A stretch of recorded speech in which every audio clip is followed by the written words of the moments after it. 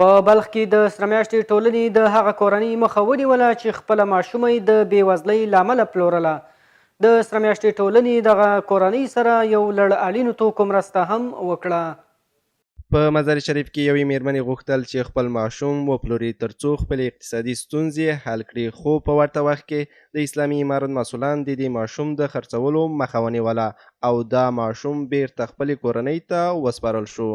امروز برای ما کسانی که واقعا از ناداری، از بینانی، از بیجایی واقعا در مانده بودیم، میخواستیم اولاد خود به فروش برسانیم، اینا برای ما کمک کردن. په ورته وخت کې د شمال زون د سره میاشتې مسؤلین د ماشوم د خرڅولو د مخنیوي په اړه داسې څرګندونې کوي.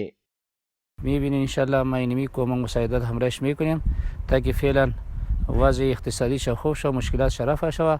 از این بعد هم ما در خدمت هستیم. اندس یو کس ده او یو زنانه ده چې هغوی د ډېر اقتصادي مشکل د وجې نه هغوی غواړي چې خپل ماشومان وپلوري او ځکه دې لپاره چې اقتصاد ډېر ضعیفه ده، نو دوی موږ سره خبر شریک کړه چې داسې یو ترتیب ده.